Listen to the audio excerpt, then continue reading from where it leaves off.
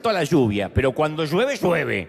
Y entonces un huracán que ha pegado sobre la costa de México, ha llegado casi a ciertas partes de la Unión Americana, hizo que una tormenta tropical muy fuerte se desatara sobre esta parte de la región. De manera que este es un sitio donde no llueve nunca, casi nunca. Hoy sí llueve copiosamente durante todo el día, pero aquí están todos los fieles, los que nunca faltan, así que lo queremos agradecer. Y los fieles del otro lado, de todo el mundo, que están, porque nos miran desde Canadá hasta Tierra del Fuego, la gente de Europa, de Asia, toda la gente que nos mira de todas partes del mundo. Esta semana, tuvimos una semana, el domingo pasado, terminé de predicar y salí de viaje y regresé antenoche. Fue una maratón maravillosa, pero como aquí tenemos mucha gente cosmopolita de muchos países, quería contarle especialmente a los chapines que estuve en Guatemala.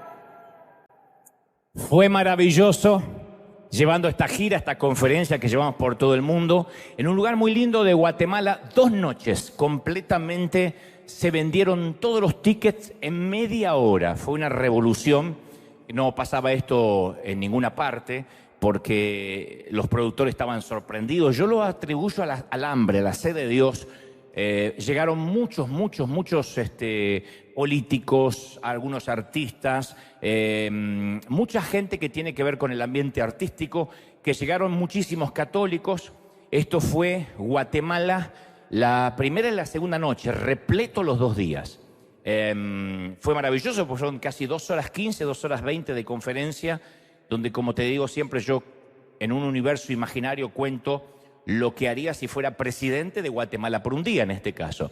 Y entonces pasamos por 5 etapas de la vida para finalmente terminar conociendo a Jesucristo, a Dios, un llamado a la salvación. Se llena de católicos, de gente atea, de gente musulmana, testigos de Jehová, mormones, que nos lo dicen.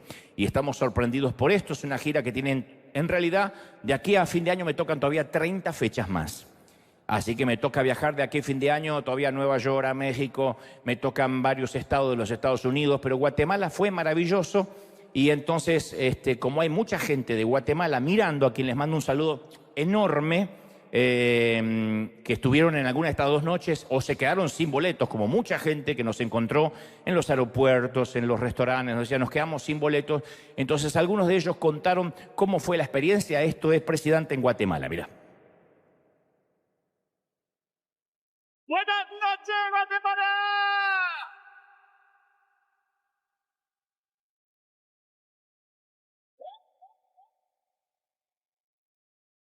Mis expectativas son muy altas porque lo escucho todos los domingos, entonces sé que Dios va a hablar a través de Dante a mi corazón esta noche, así que sé que no me va a defraudar. Venimos con nuestros amigos y manejamos 6 horas para ver el tour de Dante. Estamos muy expectantes de lo que Dios puede hacer en nuestras vidas hoy. Bueno, venir hoy ha sido de gran bendición.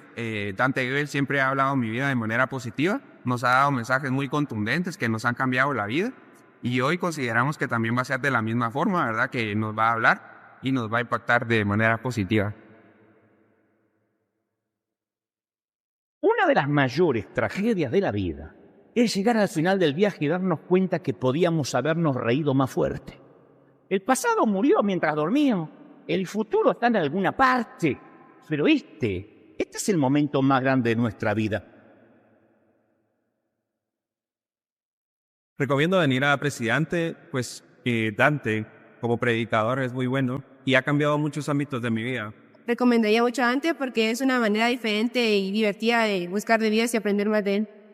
Yo recomiendo el tour Presidente porque no importa la religión que puedas tener o si asistís a alguna iglesia, lo que importa es que podamos nosotros ser llenos del Espíritu Santo y con eso ayudar a más personas. Yo lo recomiendo, ya que Dante siempre da una palabra de ayuda, de motivación, de superación personal, y uno siempre viene buscando ese tipo de palabras, ¿verdad? Que lo ayuden al día a día a desarrollarse.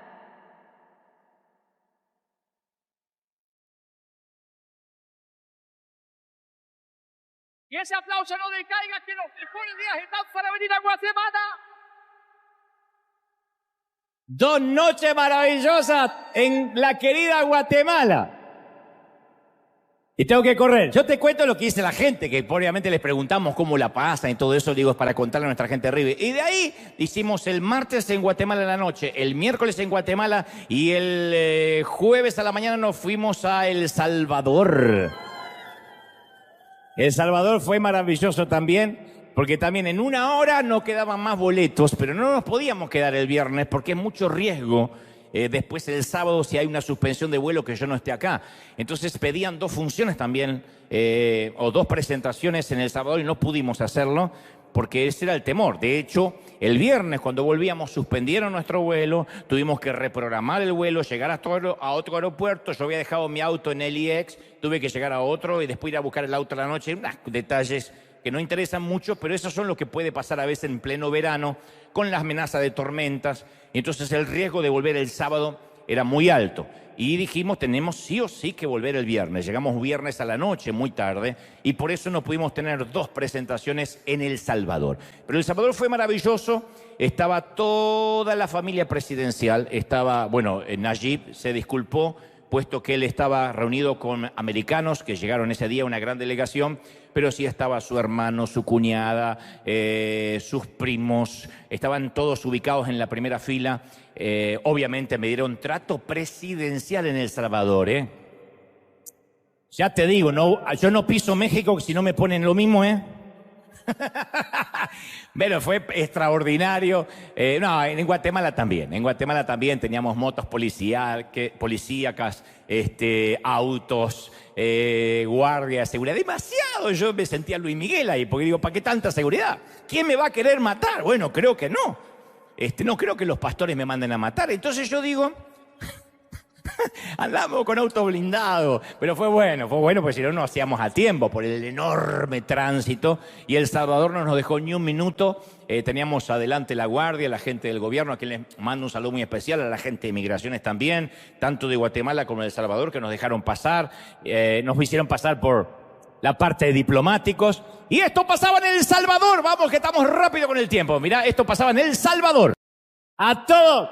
Gracias a todos los salvadoreños queridos, a los guatemaltecos, a los chapines y a los salvadoreños. Un saludo enorme. Gracias por todo, por el recibimiento. En 2 semanas me toca irme de acá otra vez el domingo para estar en Cali, en Bogotá, en el Movistar Arena de Bogotá y de ahí ir a Medellín. Así que vamos a estar en Colombia. A todos los colombianos un saludo muy especial. Muy bien, estamos listos, digan conmigo, estoy listo. No, fuerte. Estoy listo, ¿están listos de verdad, sí o no? Muy bien. Cuando abandoné los estudios secundarios, para decirlo de un modo fino, allá por el año 1983, cosa que no quiero que los jóvenes repitan, tienen que estudiar y terminar, pero no viene el caso por lo cual no terminé.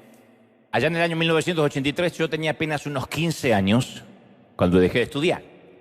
Mi padre me dijo que si no iba a estudiar entonces tenía que ir a trabajar. Dijo, no quiero vagos en mi casa, si usted no va a estudiar, quiero que aporte para la comida aunque sea y para el techo.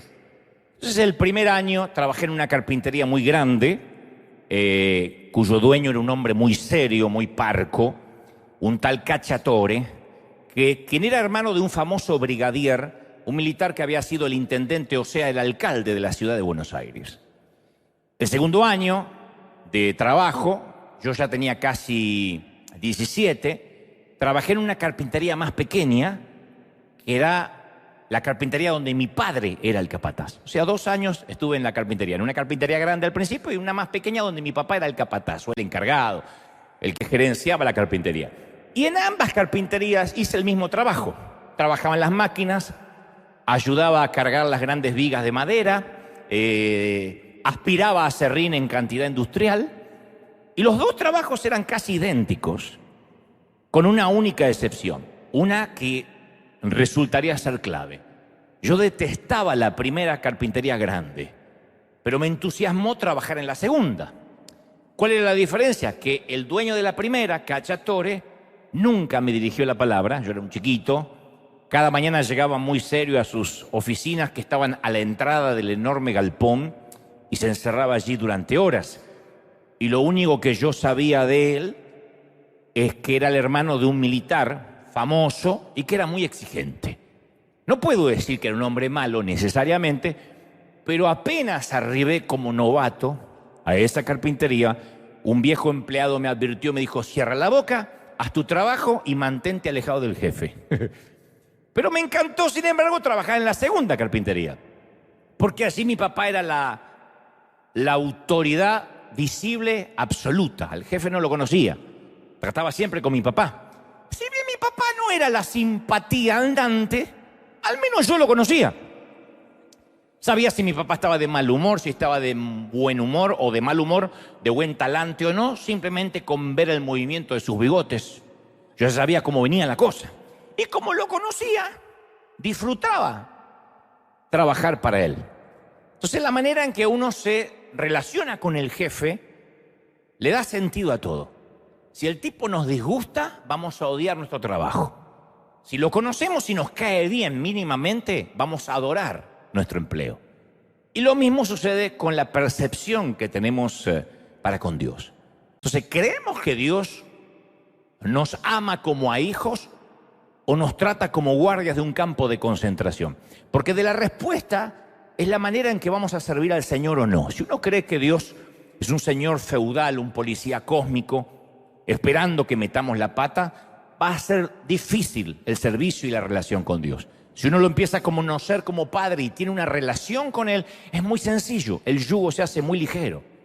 Y Jesús ilustró esto en una parábola dramática de los talentos. En Mateo 25:14 dice, el reino de los cielos, dijo Jesús, es semejante a un hombre que yéndose lejos, llamó a sus siervos y les entregó sus bienes. A uno le dio 5 talentos, a otro le dio 2 y a otro le dio 1. 5, 2 y 1. Y cada uno le dio conforme a su capacidad, a lo que podían manejar. Y luego se fue lejos. Antes que la palabra talento significara habilidad para hacer algo, era una palabra para designar o para hablar acerca del dinero. Hoy cuando decimos América tiene talento, estamos hablando de alguien que canta, que baila o hace cualquier payasada. Pero cuando se decía talento en la Biblia tenía que ver con dinero. Representaba la mayor unidad monetaria en la contabilidad del dinero griego, o sea, 10.000 denarios. Un talento era 10.000 denarios. Según la parábola de los obreros, un denario, no 10.000, uno, representaba el salario de un día. La gente trabajaba por un denario al día. Multipliquemos la paga diaria por 10.000 y descubrimos el valor de un talento. Vamos a contemporizarlo más para ubicarnos en tiempo y espacio. Supongamos que ganas $2.000 al mes, o sea, 24.000 al año. 2.000 al mes, 24.000 al año, y trabajas, Dios mediante, los 270 días hábiles que tiene el año. Algunos trabajan menos porque son más devotos de la vagancia, pero la mayoría trabaja los 270 días hábiles.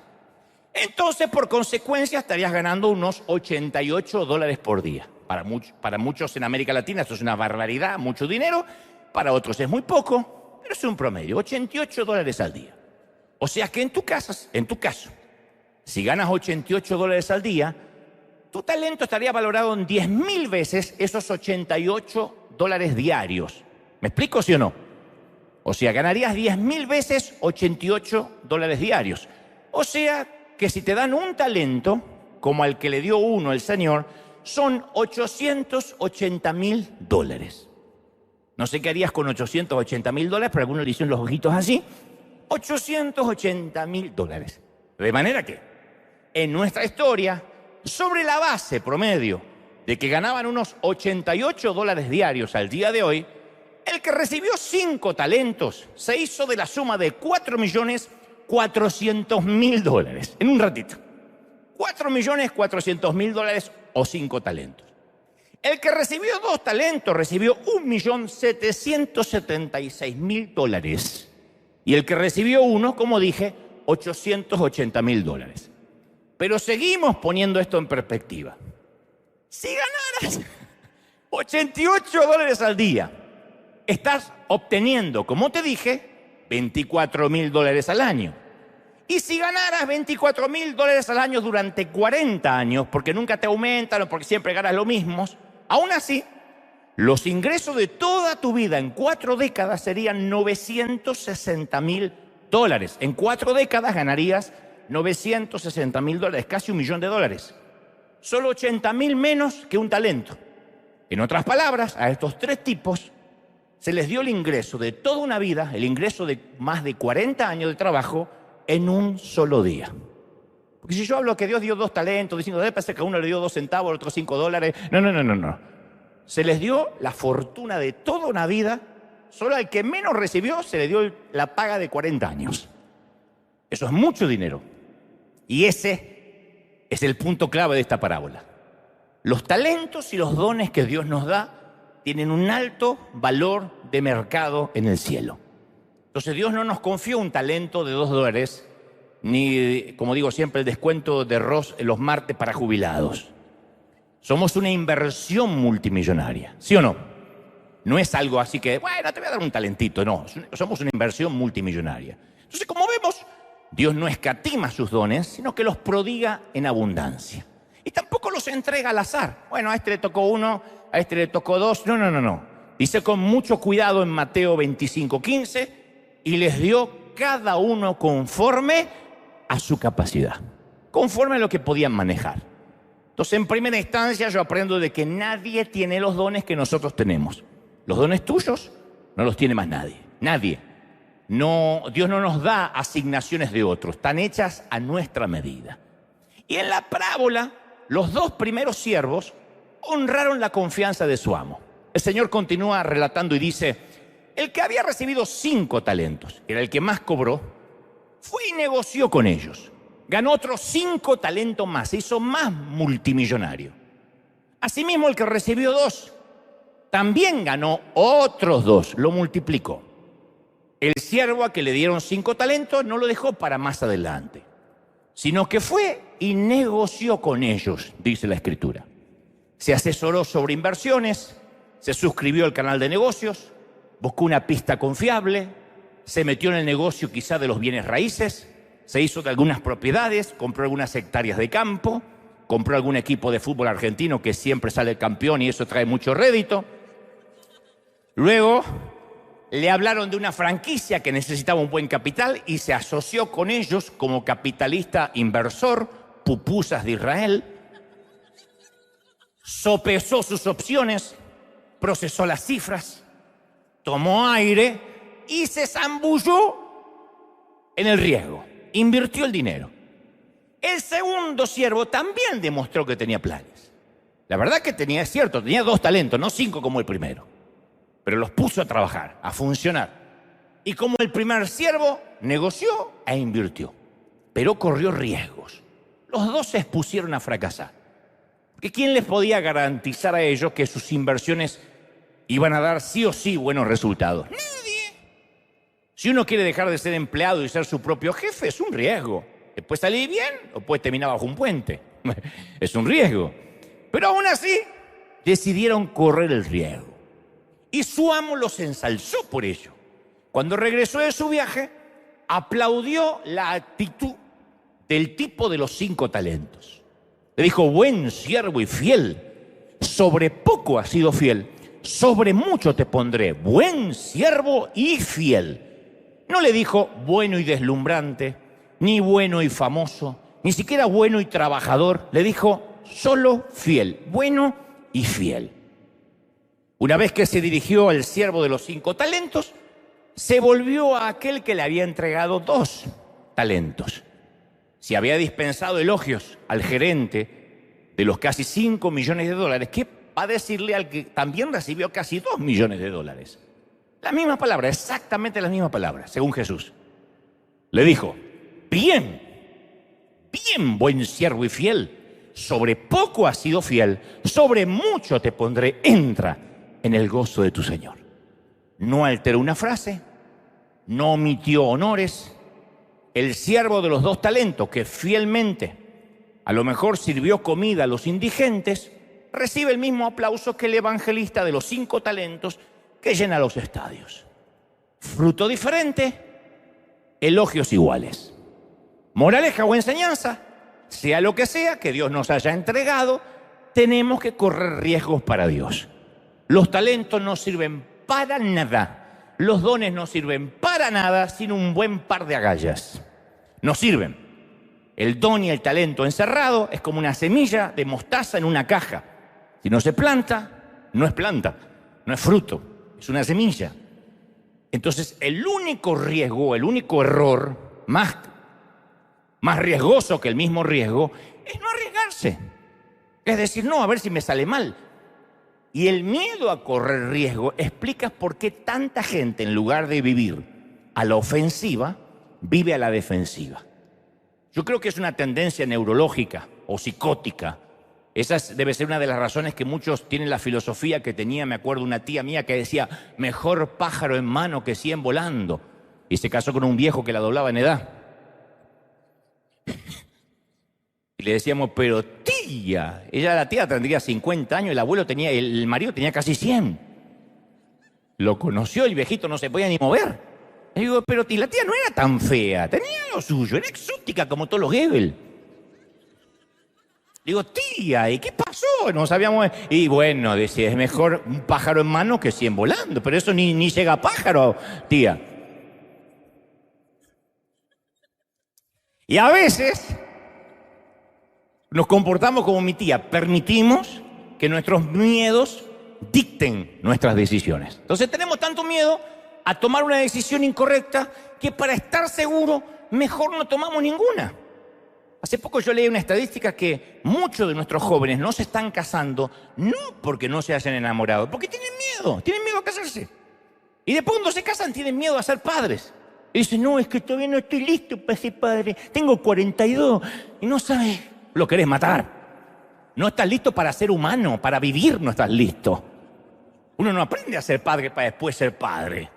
Uno no aprende a ser cónyuge para después casarse. Se hace camino al andar, decía el nano Serrat. Se hace camino al andar. Caminante no hay camino, ¿se acuerdan? Caminante no hay camino, se hace camino al andar, dice el corito que los espirituales no saben.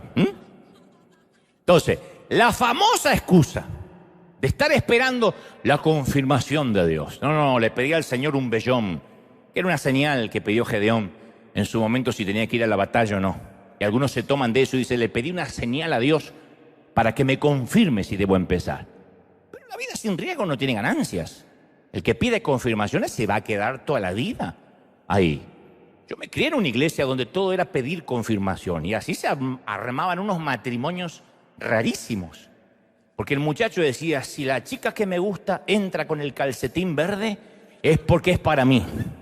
Y entraba la viuda con el calcetín verde y se metía con la viuda.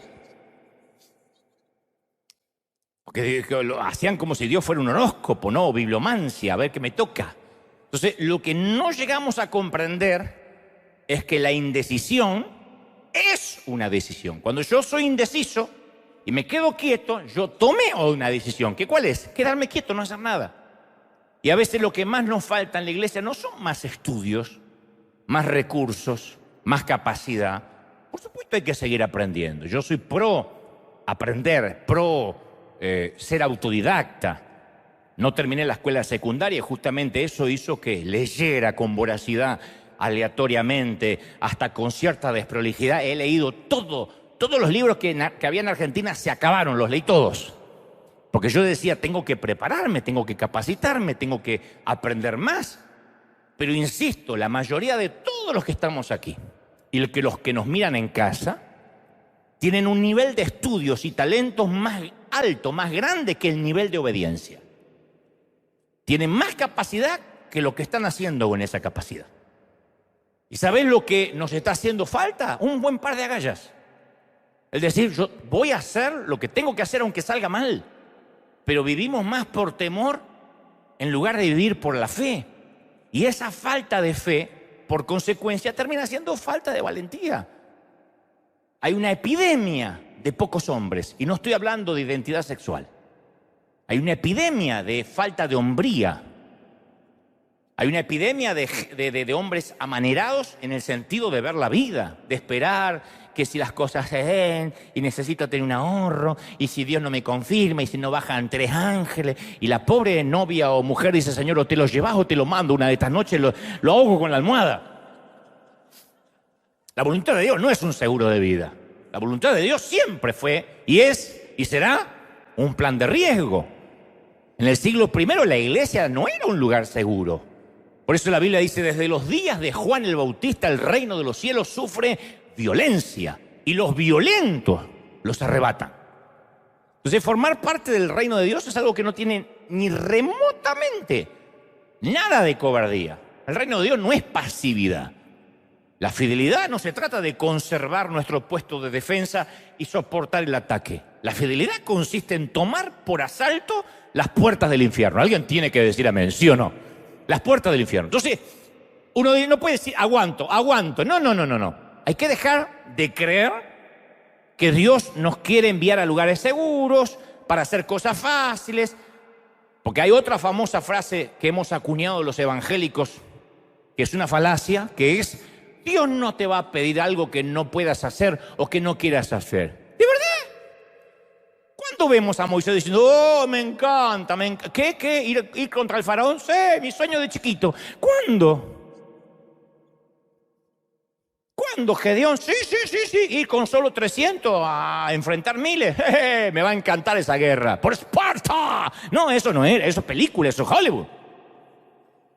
O María, uy, sí, embarazada y virgen y embarazada del Espíritu Santo. Me encanta cuando se lo cuenta a mis amigas quién me embarazó. No, nunca es algo que soñamos, que queremos, que podemos. Dios siempre nos va a enviar a lugares peligrosos para hacer cosas que son imposibles si en la ecuación no está Dios. Yo estoy muy consciente que mucha gente piensa que yo hago o conduzco programas de televisión solo porque me pagan para hacerlo, que por cierto me pagan para hacerlo, pero no es por eso. Entonces algunos tratan de defenderme y dicen, no se confundan, acá no está como hombre de Dios, conduce un show, que no es show, es show. ¿Sí por qué dicen show? Conduce un show porque es su trabajo secular. Ahora, yo sé exactamente lo que estoy haciendo y el por qué. Durante años, y yo lo he vivido, los cristianos estuvimos obligados a pagar nuestros espacios televisivos y si lo lográbamos conseguir en cualquier canal en toda la franja de América Latina, nos ponían a la madrugada, a las 2:15 de la madrugada. Había que poner el despertador para ver al pastor y nos ponían después del «Pare de sofrer». Primero estaba la «Sete de son», «Pare de sofrer», y después estábamos nosotros después del brasilero. Y yo siempre supe que si quería infiltrarme en la industria, tenía que hacerlo como un grumo de levadura, como un troyano. Entonces tuve que creer lo que dijo el Señor, que un poco de sal cambia el sabor de toda una gran olla de comida, ¿sí o no? Que un poco de luz ilumina una habitación oscura, un poquito de luz, una cerilla, un fósforo. Así que como Daniel, yo decidí lucir como alguien de Babilonia, hablar el idioma babilónico y meterme en el centro mismo de la industria. Esto hace muchos años, sin que necesariamente yo me contaminara con la comida del rey. Algún día me dijo un querido misionero, mira, si quieres misionar en Francia vas a tener que hablar francés. Un poquito más que el zorrillo de la Warner. Vas a tener que hablar francés fluido. Si quieres misionar en Italia, vas a tener que aprender italiano y predicar a los gritos como los italianos. ¡Ma che hacemos, mamma cielo, no vamos cielo! Es así. Le mando un saludo a los predicadores tanos, pero predican así. Parece que siempre te está predicando alguien de la mafia, pero porque hablan así. Estamos contentos, ma calzones, te dice, ¿no? Y te está mandando al cielo, porque crees que te está mandando al otro lado. Y si quería misionar en los medios de comunicación, tenía que hablar el idioma de los medios de comunicación. Entonces me hice bilingüe, culturalmente, sin comprometer mis convicciones. Así como cada uno va a su empresa, va a la universidad, durante la semana va a la oficina. El otro modo más sencillo y sin riesgos es hacer un programa religioso, mal llamado cristiano, porque no hay programas cristianos, no hay radio cristiana. Porque Cristo no murió ni por una radio, ni por una televisión, ni por un medio. Cristo murió por gente. Entonces no hay nada cristiano, no hay autos cristianos, no hay café cristiano, no hay... Los cristianos somos nosotros, ¿sí o no? Pero lo más fácil es obligar a la gente a hablar nuestro idioma. Eso no es misionar, eso es colonizar. El que coloniza no es el mismo que misiona. El que coloniza es el que entra por la fuerza a una nación, planta la bandera hegemónica y exige que toda la nación hable y piense como él. Eso es el colonizador. Y es ahí cuando la sociedad nos rechaza y estamos obligados a pagar los espacios o inventar nuestras propias radios cristianas, mal llamadas cristianas, o canales religiosos o cadenas religiosas. Entonces, como no somos sabios, para andar en el océano nos fabricamos una pecera de agua dulce, filtrada y purificada, y nos mantenemos alejados de los tiburones y los depredadores. Yo creí en la estrategia que Dios me había dado y decidí correr un riesgo grande. Abandoné esa pecera cristiana hace muchos años controlada y decidí arriesgarme a que los demás peces cómodos me satanizaran, me difamaran, pero es un precio también a pagar. Entonces hice el programa de televisión. Yo nunca creo que le hablé esto a la congregación. Hice mi primer programa de televisión hace muchos años en Argentina. Le presenté el proyecto a un canal del Estado y desde aquel 1997 que me ayudó a entrar al canal José Luis Rodríguez, que siempre nos mira, estoy hablando del Puma, que cuando me llamó me dijo, te habla el Puma. Y yo le dije, acá te habla el León de Judá, porque yo no le creía.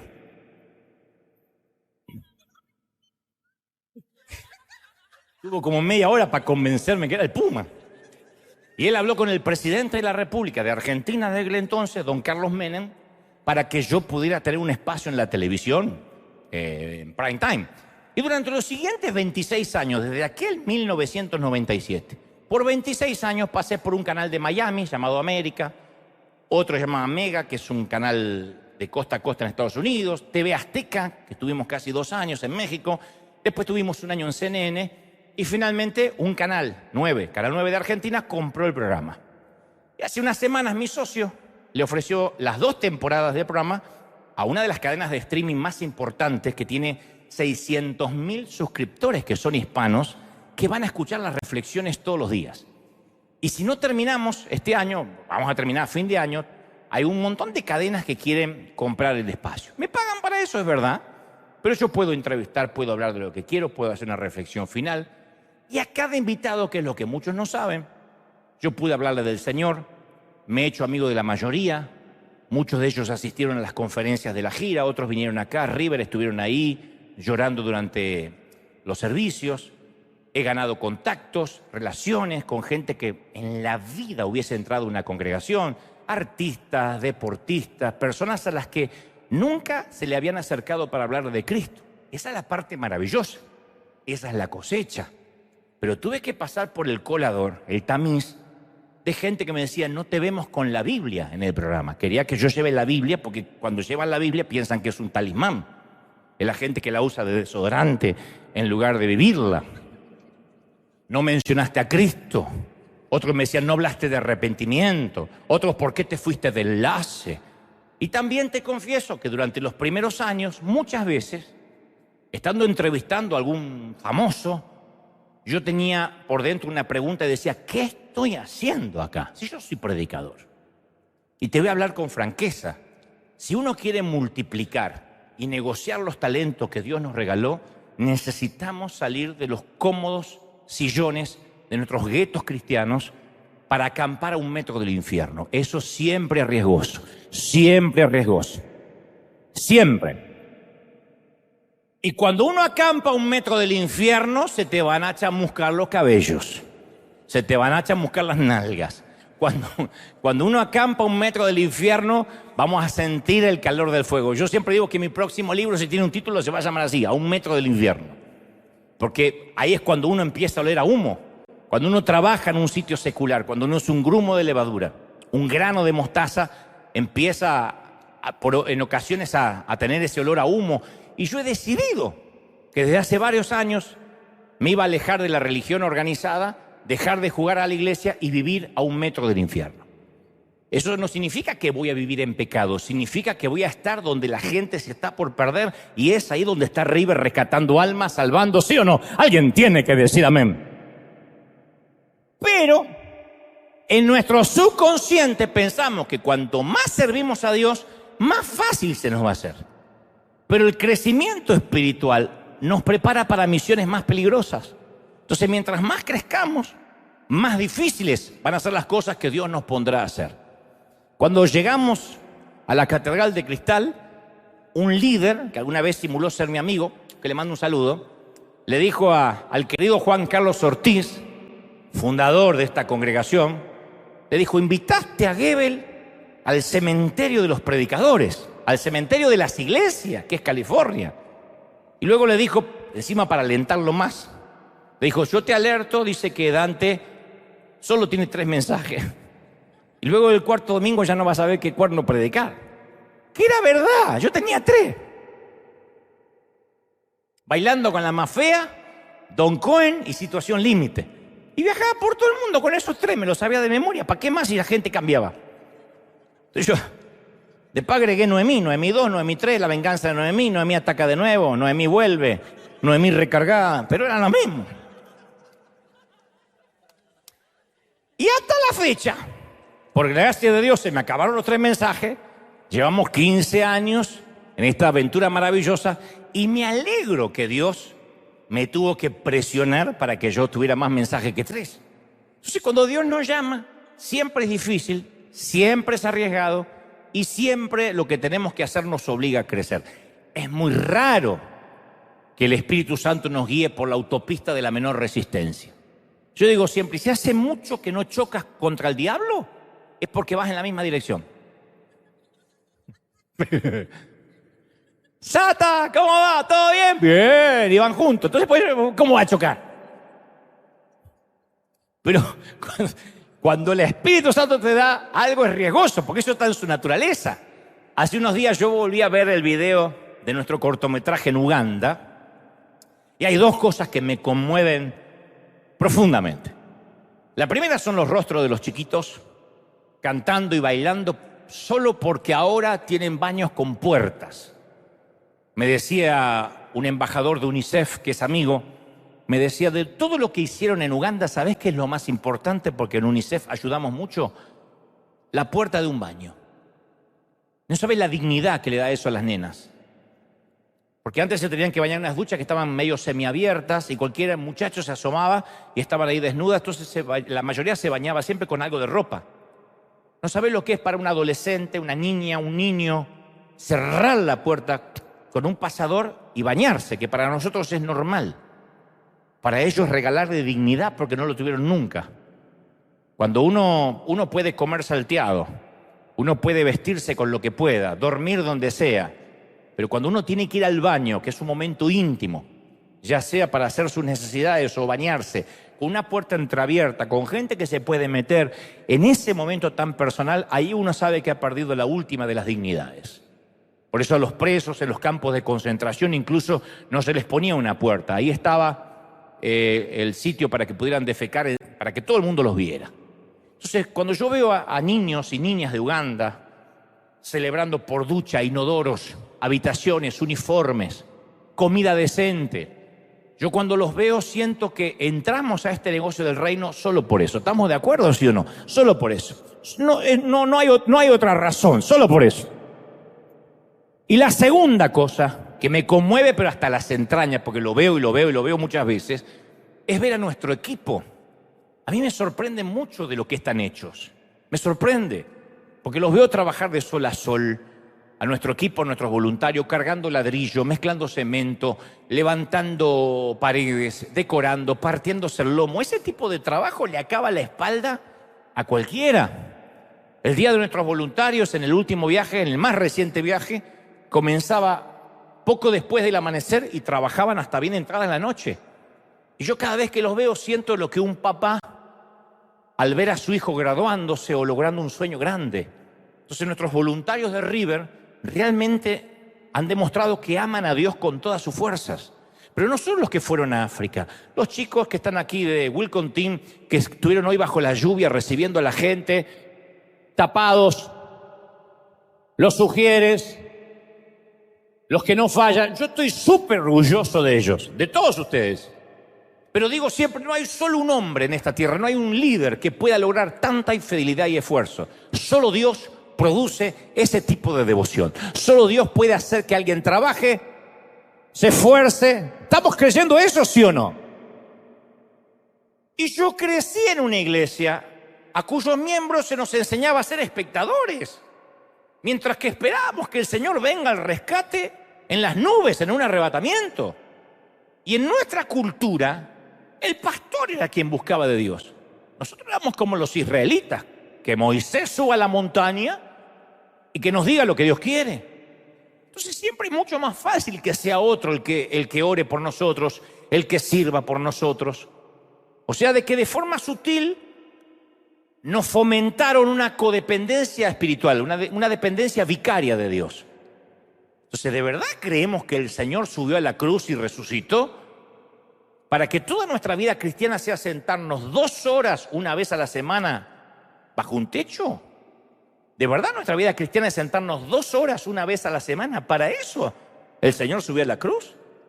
Ese es el barómetro de la vida espiritual. Yo no falto nunca a la iglesia, que no está mal, está muy bien, pero eso no es todo. Cuando salimos del servicio, la presencia de Dios sigue estando con nosotros. Nosotros llevamos esta presencia de Dios donde quiera que Él nos lleve. No se termina acá. Pero a veces venimos a la iglesia y pensamos que ya cumplimos nuestro deber cristiano. Y esa condición de espectadores toma muchas formas, que a veces son nobles, parecen nobles.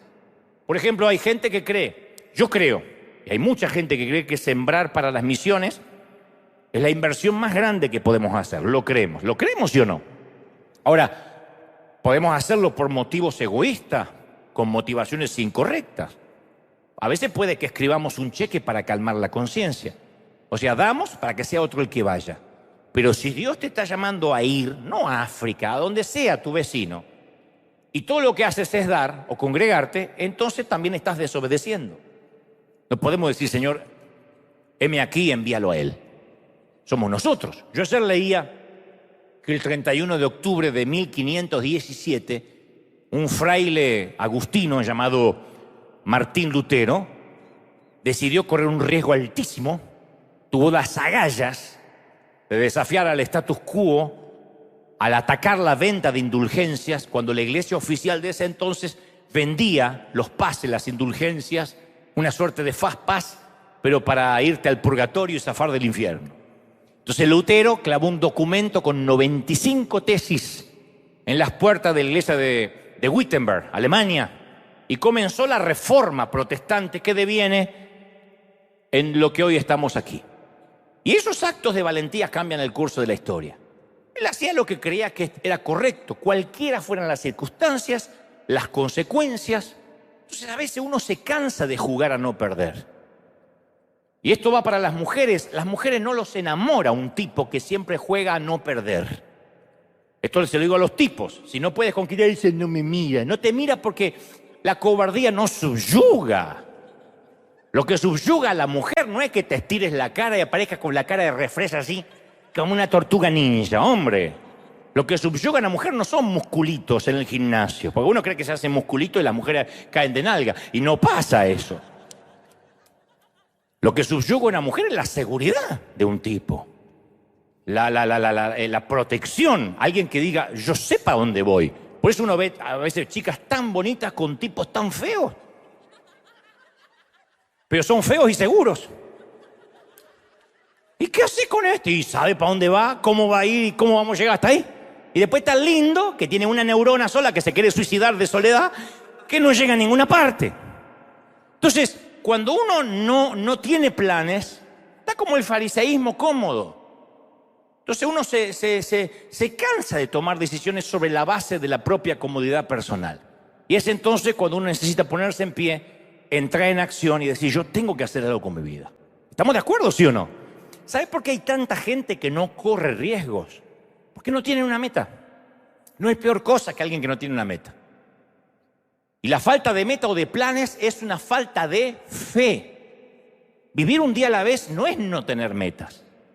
Vivir un día a la vez es estar agradecido por ese día, vivir como si fuera el último día de la vida, pero no obstante, eso no es una excusa para no tener planes. La Biblia dice, la fe es la garantía de lo que se espera. Y mucha gente está más segura de lo que tiene que lo que espera. Y muchos otros no logran lo que quieren porque no saben lo que quieren. No hay peor cosa que alguien que no sabe lo que quiere. La Biblia dice, donde no hay visión, el pueblo se extravía. Donde no hay visión, el pueblo no sabe dónde va. Y el verbo extraviarse se traduce en la idea de una fruta que le pasó la mejor temporada, que ya no está madurando, se está pudriendo. Entonces, cuando alguien no tiene metas, se empieza a volver pútrido. Por la duda deberías oler al que está al lado, a ver, puedes oler a tu marido y decir, puedes morir, o a tu esposa y decir, con razón tanto olor. Porque cuando no está madurando, se está pudriendo. Ahora, cuando Dios pone una visión en nosotros, es un conservante natural. Mejor que el maquillaje, mejor que un arreglo estético, porque no solo nos mantiene jóvenes la visión, sino que nos mantiene corriendo riesgos. Entonces necesitamos una visión para la familia, una visión para nuestra profesión, necesitamos una visión para nuestra vida, y jamás el que no logra ninguna meta, nunca dice yo no alcanzo nada, no puedo lograr ninguna meta, generalmente es porque nunca tuvo metas. Porque la meta que no se logra es la que nunca se tuvo. Entonces yo no estoy hablando de metas fabricadas por la mente humana. Estoy hablando de metas de fe que son inspiradas por Dios bajo un contexto de la oración. Entonces hablo de metas que le dan la gloria a Dios. ¿Estamos de acuerdo, sí o no? Entonces necesitamos riesgos en fe porque son las únicas cosas que nos hacen caer de rodillas y nos mantienen en absoluta dependencia. Cuando es un riesgo grande, uno tiene que orar. Cuando la vida es cómoda, ¿para qué vas a orar? Y orar, porque no tengo dinero para pagar cuentas, no es buscar a Dios. Eso es buscar al genio de la lámpara.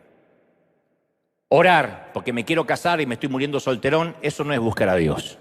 Eso es estar desesperado y frotar la lámpara a ver si sale el genio y me cumple un deseo. Yo estoy hablando de orar, buscar a Dios, impregnarse, embarazarse con un sueño. Yo siempre he pensado que los planes y la visión son la cura para el pecado. Una razón por la cual los seres humanos se enredan en el pecado es porque no tienen suficiente visión para mantenerse ocupados. Como no tienen planes, pecan. El que vive mirando pornografía es porque no tiene planes. Él llega a la casa, está aburrido, cambia el canal, se pone en el celular y se pone a ver estupideces. Quien mira estupideces porque no tiene planes. Quien puede hacerse unas maratones de 40 capítulos y saca con los ojos así ir a trabajar, de mirar Netflix, es porque no tiene planes en la vida. Ahora, esto no estoy diciendo es pecado. No, lo que digo es que se llenan la cabeza de cosas porque tienen la cabeza vacía. Pasa con los miembros de las congregaciones ociosas. Terminan siendo un caldo de cultivo para el chisme porque nadie está ocupado. En una iglesia, cuando se empiezan a controlar los matrimonios ajenos y a ver si aquella se hizo el peinado, fíjate la falda que se puso, ay, la cara de aquella se operó, me parece que se puso seno. Cuando estamos en eso, es porque no hay ocupación. Y ocuparse no es vender pupusa después del servicio. Ocuparse no es hacer una reunión de adoración más, eso no es ocuparse, eso no es mantenerse ocupado. Hablo de riesgos reales. No hablo de meter más actividades en la iglesia, hablo dentro de las paredes, hablo de riesgos reales. Entonces, mientras más visión tengamos, menos vamos a pecar. Mientras menos visión tengamos, más vamos a pecar, igual que un hijo adolescente. A tu adolescente déjalo que se quede encerrado 12 horas con el celular, con el iPod, con la tablet, con la televisor, y vas a crear un parásito, un tipo o una tipa que lo único que va a hacer es estar todo el día, todo el día, la vida así. Haciendo TikTok, comunicándose con los amigos y no va a ser fructífero, no va a hacer nada. Porque al no tener visión, se desenfrena, no tiene, y el que no tiene dirección, cualquier camino le queda bien. Entonces, las visiones de Dios son las que nos mantienen orando. Si no, no vamos a orar. Las visiones son las que nos hacen doblar de rodillas. Yo no conozco una visión ni una meta mayor que la que dio el Señor. Vayan por todo el mundo, porque algunos dicen, yo no tengo una visión, ya te doy una. Vayan por todo el mundo y anuncien el evangelio a toda criatura. No hay una visión más grande que esa, ¿sí o no?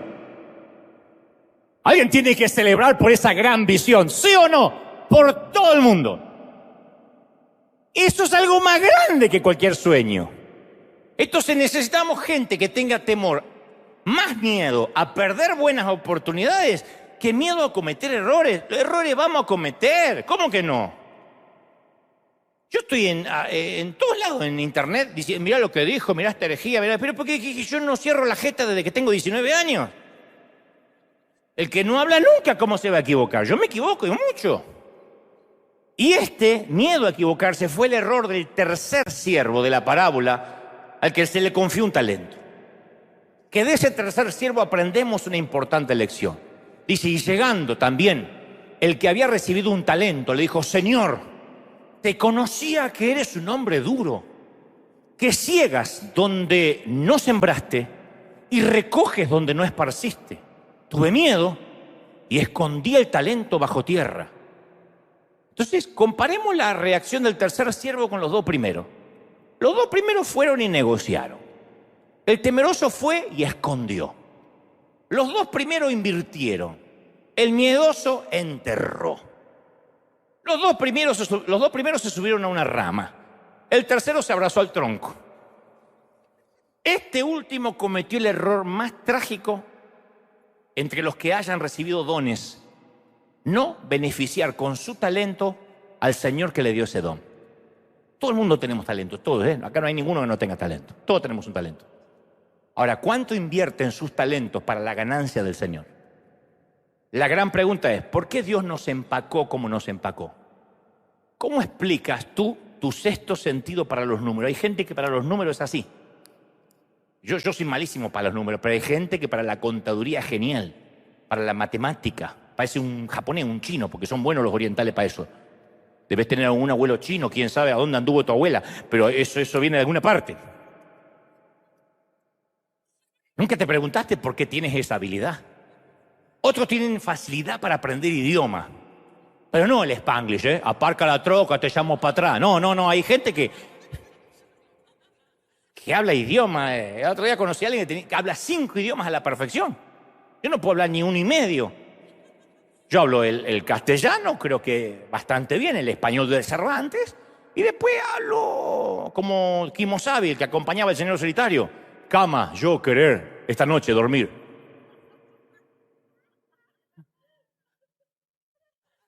Otro, ¿cómo puede ser que puedas cocinar? Yo sé que hay hombres y mujeres que pueden cocinar cualquier cosa a la altura de los grandes chefs. Les sale todo rico. Nunca estudiaron para eso. Miran una receta en internet, un tutorial, y se hacen unas comidas. ¿Con qué propósito tienes ese talento? No es solo para engordar la panza de tu marido, es para algo más. Entonces te lo voy a preguntar de otra manera. ¿Por qué será que nos pagan? Nos admiran, nos contratan. Si la respuesta es bueno, porque yo soy bueno en lo que hago, estamos pasando por alto la razón principal y estamos cometiendo el mayor de los errores. Mira, yo he tratado de ayudar a la gente durante toda mi vida, en lo poquito, en lo mucho, porque a veces hay gente que necesita un empujón. Y lo hago porque hubo mucha gente que me dio empujones a mí, en momentos que yo más lo necesitaba, y no me olvido de eso. Y cierta vez alguien vino a verme para contarme que tenía una gran visión, un proyecto, y quería echarlo a andar, le di algo de dinero, y luego descubrí con mucho enojo, me irritó mucho, que había usado esos recursos para irse de vacaciones y se lo gastó en boberías. Lo descubrí por las redes sociales. Yo me irrité. Dije, me mintió porque me pidió dinero para un supuesto proyecto. ¿Cómo lo usó para irse a pasear? ¿Está mal ir ¿Es pecado irse a pasear? No, pero no me mienta, no insulte mi inteligencia. ¿Cometí un error por enojarme? Bueno, pues, ay sí, dale tu dinero entonces para que se vaya a vacaciones. Utilizó mal un don que le fue regalado. Esa persona utilizó mal un regalo. Entonces, ¿está mal que el Señor se enoje cuando nosotros hacemos lo mismo? No. Y conforme a la parábola, Dios se va a enojar, y mucho. Porque algunos invierten sus talentos y le dan la gloria a Dios. Y otros desperdician tus talentos y creen que Dios no les va a reclamar nada. Algunos lo honran con sus frutos. Otros lo insultan con sus excusas. Insultan la inteligencia y la sabiduría de Dios. Como hizo el siervo a quien su amo le confió un talento. Le dice, te conoció que tú eras un hombre duro, que ciegas donde no sembraste y recoges donde no esparciste, le dijo. Y ahora, presta atención a la respuesta del amo, porque no es un tema menor. Es un pequeño detalle de semántica que no podemos dejar escapar. El amo repitió todo lo que le dijo su siervo, palabra por palabra, con una única excepción. Le dijo, siervo malo y negligente, sabías que ciego donde no sembré y que recojo donde no esparcí. Por tanto, debías haber dado mi dinero a los banqueros y al venir yo hubiera recibido lo mío con intereses. O sea, reconoció la parte, sabías que ciego donde no sembré y recojo donde no esparcí, pero nunca reconoció, es cierto, soy un hombre duro. Esa parte no se la reconoció. Lo que el amo no repitió es esa descripción que él no estaba dispuesto a aceptar. Porque al llamar a su amo hombre duro, hizo un juicio cruel. Utilizó la misma palabra que Cristo empleó para describir a los tercos, arrogantes fariseos. El escritor de los Hebreos usa el término ese para decirle a sus lectores: no endurezcan su corazón. O sea que etimológicamente el siervo de un solo talento lo llamó a su jefe arrogante, terco y duro. ¿Sabías que tú eras un arrogante, un terco y un duro? O sea, su pecado no fue una mala gerencia o una mala gestión del talento, sino que una mala comprensión de quién era su jefe. ¿Cómo va a ser un amo duro? Un tipo que les da una fortuna millonaria a siervos que no lo merecen. ¿Eso es un amo duro?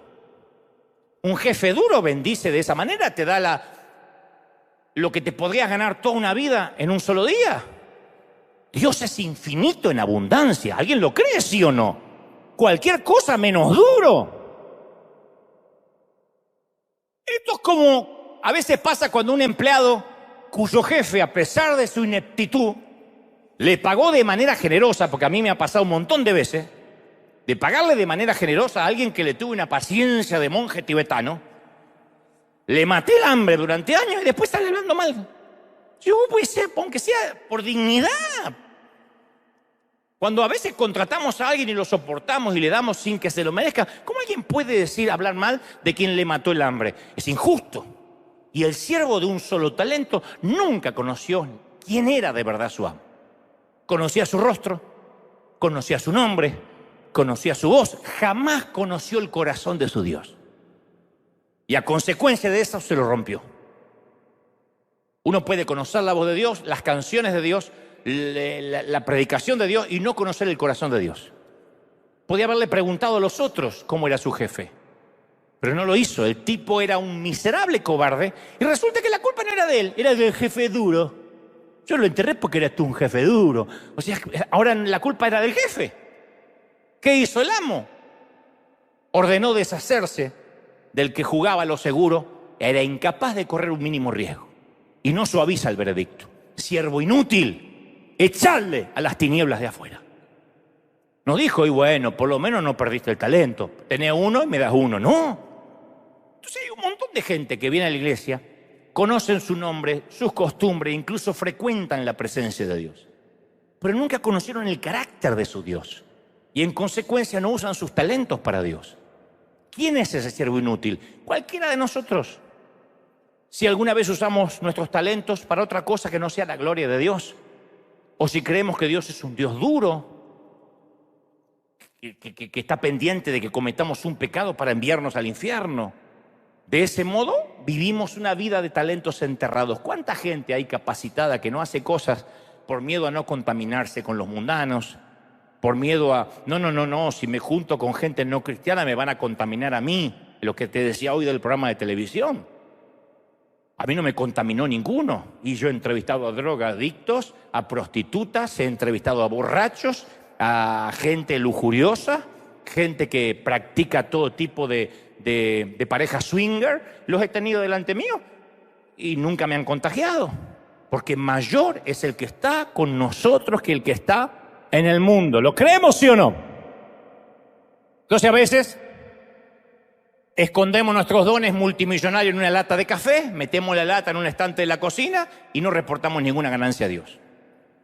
Nosotros podemos usar el talento para comprarnos una casita, un lindo auto, levantar un imperio, pero nunca estaremos construyendo el reino de Dios. Como me sucedió a mí con la primera carpintería del señor Cacciatore. Podemos estar trabajando, pero sin tener el corazón ahí.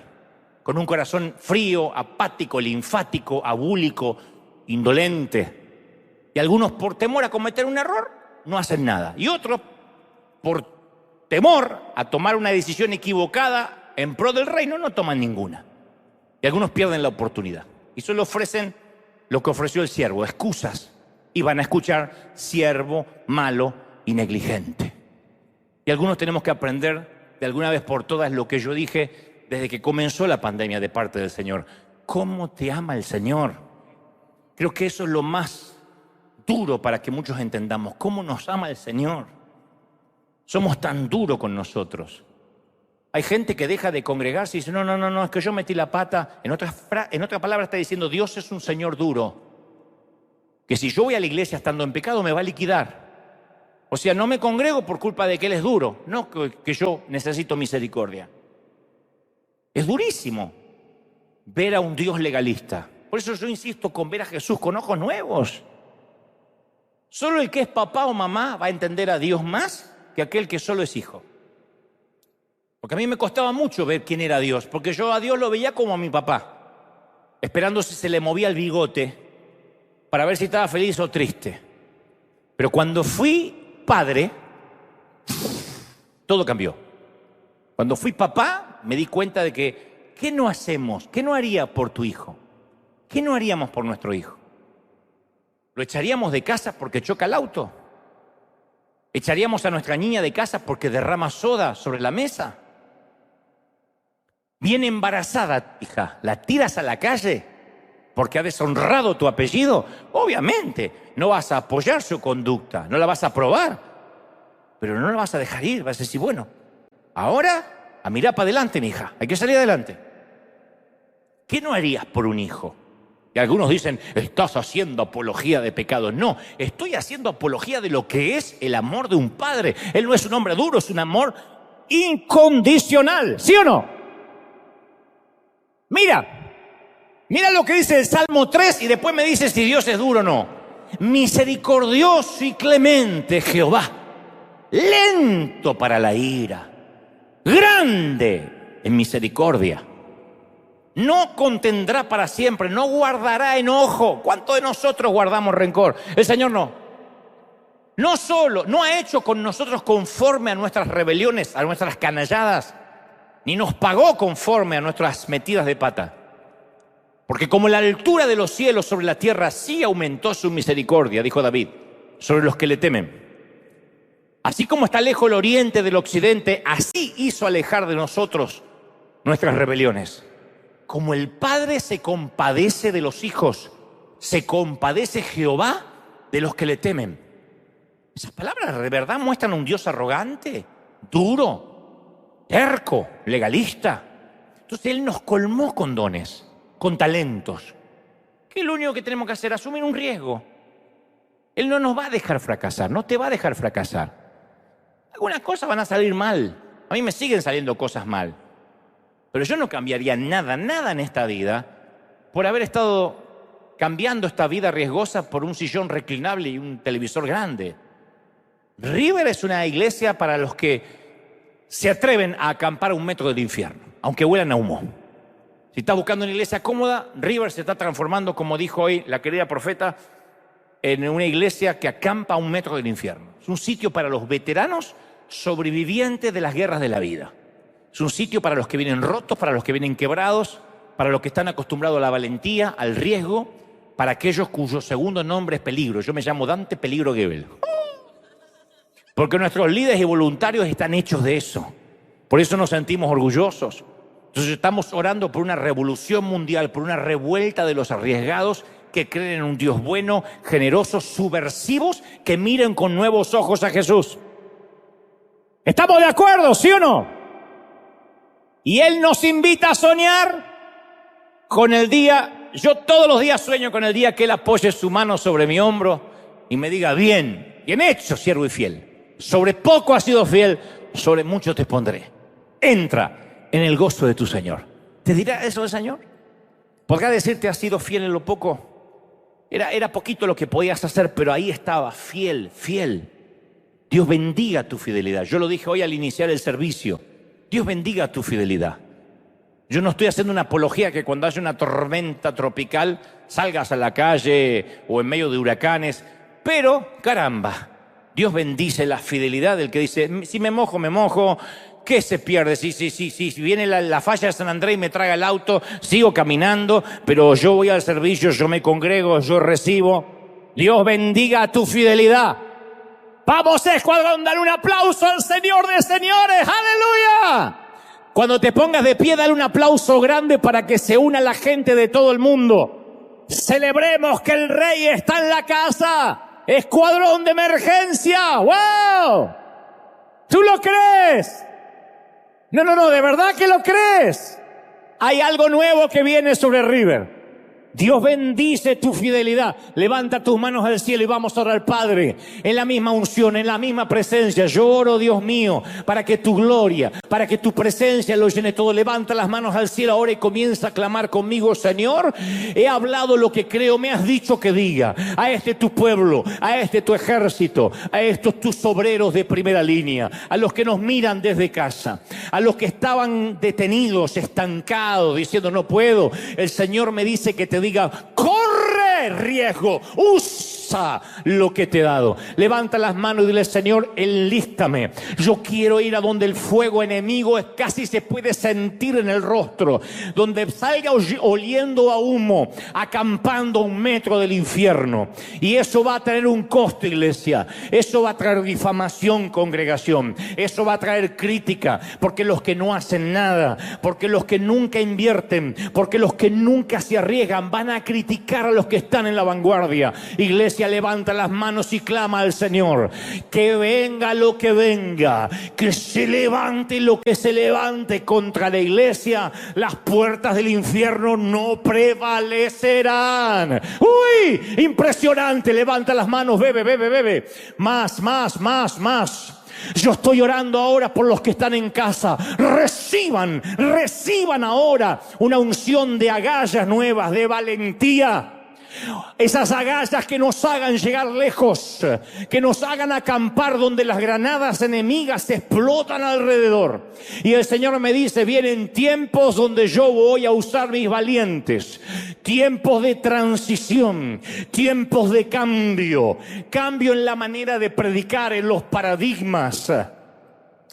Si la pandemia no logró enseñarle nada a muchos, entonces seguirán las tormentas y seguirán los avatares y se levantarán guerras y rumores de guerra y plagas y pestilencias, como dice el Apocalipsis, hasta tanto la iglesia sepa que son una fuerza subterránea, lleno de fuego, de poder, de riesgo, donde cuesta todo servirle. Levanta las manos y dile, yo soy parte de eso. ¡Uy! Más.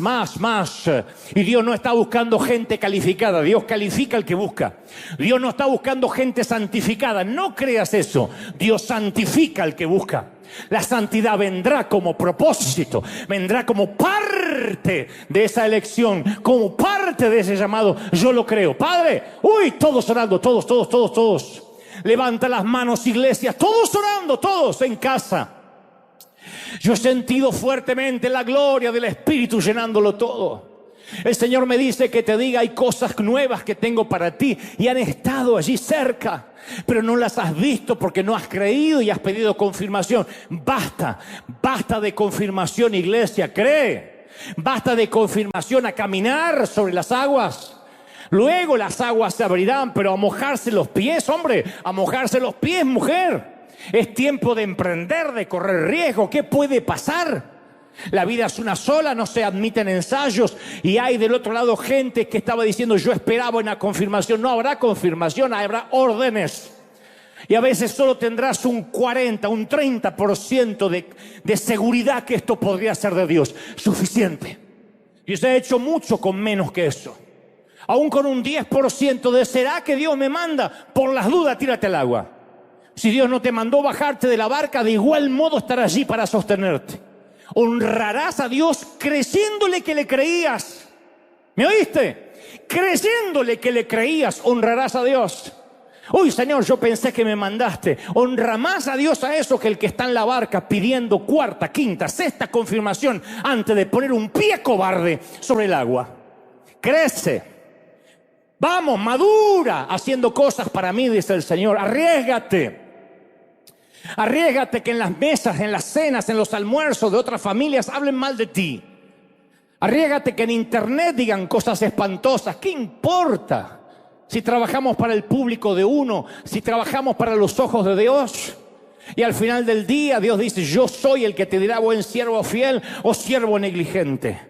Yo soy el que te dirá bien hecho o te diré siervo inútil.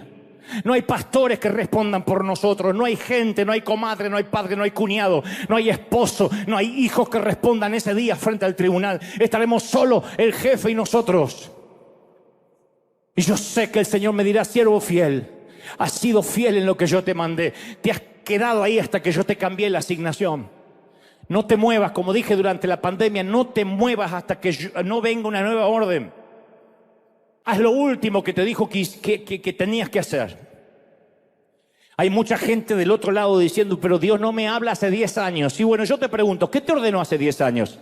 Bueno, entonces no te muevas de lo que te ordenó. No te tiene que andar reconfirmando todos los años. El centurión dijo, yo tengo gente a mi cargo. Y le digo, ven y va, venga y viene. Punto. No le tengo que andar todos los días mandando un memorándum que tiene que venir a trabajar. Hace 15 años Dios me alistó y me puso aquí. Nunca más me dijo, recuerda que el domingo tienes que regresar a River, Dante, ¿eh? Recuerda que tienes que seguir, ¿eh? Recuerda que son 52 domingos al mes. Hace 15 años me dijo, este es el sitio. Hasta que me cambie la orden, aquí estaré. No es tan difícil obedecer a Dios. ¿Por qué dudamos tanto? Continúa caminando hasta que Dios te cambie la orden. Sirve en lo poco hasta que Dios te cambie la orden. Sé ejerce seguridad, sirve café, limpia. Haz lo que tengas que hacer en tu casa, en tu fábrica, hasta que Dios te cambie la asignación. Levanta la mano y dile, Señor, yo estoy recibiendo esta palabra ahora. No voy a hacer nada hasta que Dios me cambie la orden. He creído en ti. Y aquellos que ahora están diciendo, es que yo ni siquiera tengo clara qué orden es. Entonces te regalo esta. Id y predicate el evangelio a toda criatura. A donde vayas, predica. A donde vayas, lleva mi nombre. A donde vayas, produce testimonio. A donde vayas, deja una estela de bendición. Yo te voy a bendecir, dice el Señor, pero obedece, camina. Vamos, vamos, camina. No sabes lo maravilloso que es hundirte creyéndole a Dios. Fracasar creyéndole a Dios. Si no, pregúntale a Pedro cuando llegues al cielo. No es feo fracasar cuando le crees a Dios. Más es fracasar cuando no le crees. He emprendido un montón de cosas que me fue mal, pero yo creí que Dios me había hablado. Y caramba, no me arrepiento.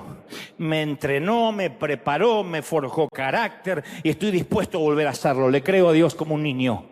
Créele como un niño, créele como una niña. Deja la adultez de lado y dile, Señor, como un niño te voy a creer. Si tú dices que lo haga, lo voy a hacer. Con dinero, sin dinero. Con recursos, sin recursos, con apoyo, sin apoyo. Cree en lo que Dios está poniendo en tu corazón ahora. Padre, yo he predicado lo que me has dicho que diga por alguna razón. Por alguna razón has traído a la gente que debía oír esto y a los que están del otro lado en casa. Toca, imprime, cesa esta palabra ahora. Gracias Dios por este escuadrón de emergencia. Gracias por este escuadrón SWAT. Gracias por estos campeones. Gracias Dios por estos voluntarios que no merezco liderar, porque trabajan mucho más que yo. Gracias por estos líderes, los pastores que has puesto a mi lado, porque hasta son más fieles que lo que yo podría hacer, Señor. Me has rodeado de un Dream Team, de un equipo de sueños y me has puesto al timón de una nave insignia maravillosa. ¿Cómo no bendecirte? ¿Cómo no agradecerte por esos millones que miran por streaming? ¿Cómo no agradecerte por los oídos que me has prestado los últimos 30 años? Señor, gracias por tanta fidelidad. Permítenos estar a la altura de tamaña fidelidad. Lo creemos, lo declaramos, lo confesamos. En tu nombre decimos amén, amén y amén. Gloria a Jesús. ¡Uy! Dale un aplauso al Rey. ¿Cuántos creen que Dios habló? ¿Cuántos reciben esta palabra? No se mojen mucho. En la puerta los está esperando el arca. Chao, hasta el domingo que viene. Bendecido.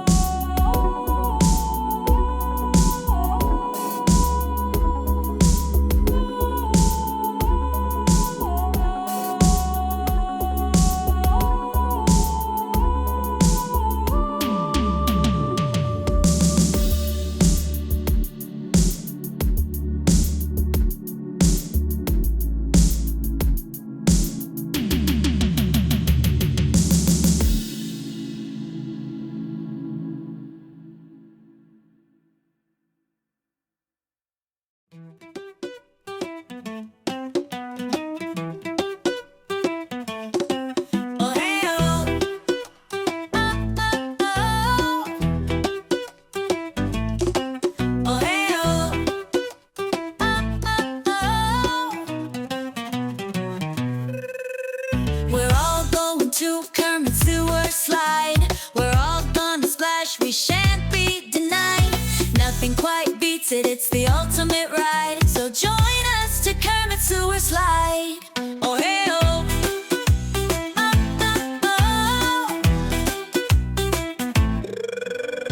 If you're feeling sad or mad at your dad, don't you fret, we got the solution for that. Grab all your friends and take a ride with us, all aboard the Kermit Sewer Slide bus. Oh hey oh.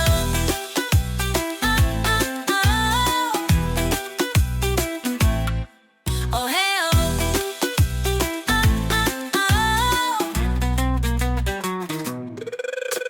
We're all going to Kermit Sewer Slide. We're all gonna splash, we shan't be denied. Nothing quite beats it, it's the ultimate ride. So join us to Kermit Sewer Slide. Oh hey oh.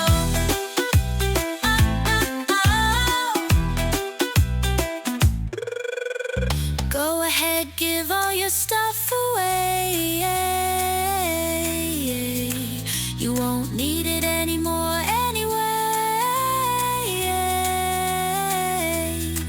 Because once you've taken the sewer slide route, never again will you cry, will you pout. Oh, hey, oh.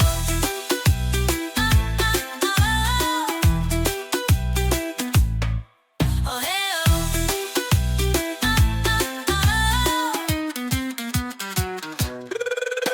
We're all going to Kermit Sewer Slide. We're all gonna splash, we shan't be denied. Nothing quite beats it, it's the ultimate ride. So join us to Kermit Sewer Slide. Oh hey oh. Kermit Sewer Slide, just say yes. Kermit Sewer Slide, no regrets. Kermit Sewer Slide, it's out of sight. Kermit Sewer Slide, is that a question? Heck yeah's the answer. We're all going to Kermit Sewer Slide. We're all gonna splash, we shan't be denied. Nothing quite beats it, it's the ultimate ride. So join us to Kermit Sewer Slide.